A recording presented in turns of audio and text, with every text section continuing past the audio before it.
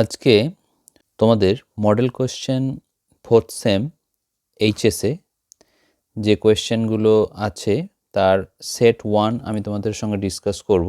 প্রথমে যে প্রশ্ন আছে দেখো, why was Alice getting tired sitting by her sister side on the river bank?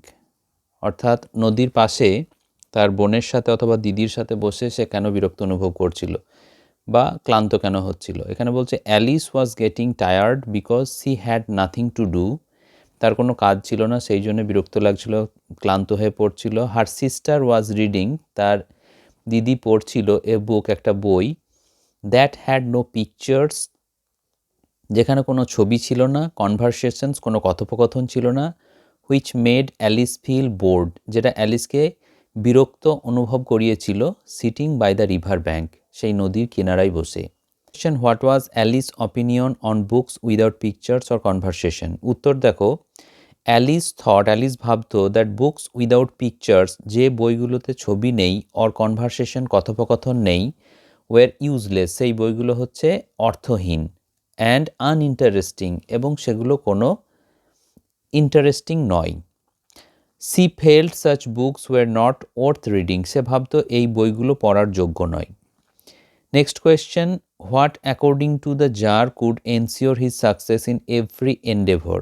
বলছে কি করলে প্রত্যেকটা কাজে সফলতা আসবে, এটা জারের মতে কি? তাহলে অ্যাকর্ডিং টু দ্য জারের মতে, ইফ হি অলওয়েজ নিউ, যদি সে জানতে পারতো সবসময়, the right time to begin everything, বা right time for every action, প্রত্যেকটা কাজের যদি সঠিক সময় জানতে পারতো, the right person to listen to, সঠিক ব্যক্তি যাদের কথা সে শুনতে পারত, and the right things to do, এবং সব থেকে সঠিক কাজটি যদি সে করতে পারত, he could ensure success in every endeavour, সে প্রত্যেকটা প্রচেষ্টায়, প্রত্যেকটা কাজে সফলতা অর্জন করতে পারত।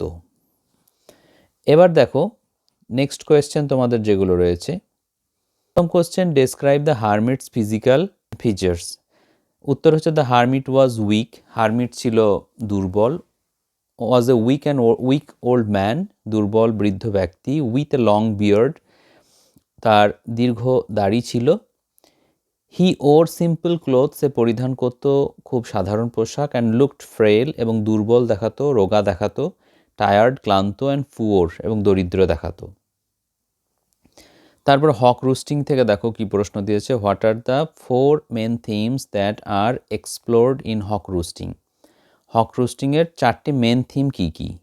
The 4 main themes explored in hawk roosting are power, violence, tyranny, pride and arrogance. 5টা বলা হয়েছে। পাওয়ার মানে ক্ষমতা, ভায়োলেন্স মানে হিংসা, টিরেনি মানে হচ্ছে অত্যাচার বা উৎপীড়ন, প্রাইড মানে হচ্ছে গর্ববোধ, আর অ্যারোগেন্স মানে হচ্ছে ঔদ্ধত্য। নেক্সট কোয়েশ্চেন দেখো, in Shakespeare sonnet 73, what is the significance of life's transience? Transience কথাটার মানে হচ্ছে ক্ষণস্থায়ী বা স্থায়িত্ব। এখানে উত্তর হচ্ছে, in Shakespeare sonnet 73 the life's transience highlights the shortness of human life. মানুষের জীবন যে ছোট সেইটাকে হাইলাইট করছে এই লাইফস ট্রানজিয়েন্স কথাতে। It makes love more intense, এখানে ভালোবাসাকে বেশি গভীর দেখানো হয়েছে, অ্যান্ড প্রেসিয়াস, এবং মূল্যবান দেখানো হয়েছে। Because time is constantly moving towards death, কারণ সময় মৃত্যুর দিকে ক্রমানুসারে এগিয়ে যাচ্ছে। Next question, what is the role of the visual imageries in Carl Dennis the greenhouse effect? উত্তর হচ্ছে, the visual imagery in Carl Dennis the greenhouse effect helps readers clearly imagine environmental damage. অর্থাৎ এখানে যে visual imagery রয়েছে সেটা সাহায্য করছে রিডার্সকে দেখতে যে ক্রমানুসারে যে এনভায়রনমেন্টাল ড্যামেজ হচ্ছে, যে প্রাকৃতিক বা পরিবেশগত যে ক্ষয়ক্ষতি হচ্ছে সেটাকে তুলে ধরছে।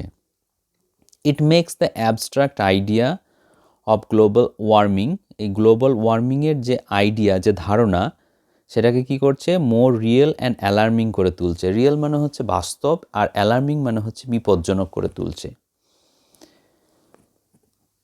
Next question, what is the symbolic significance of hawk in hawk রুস্টিং?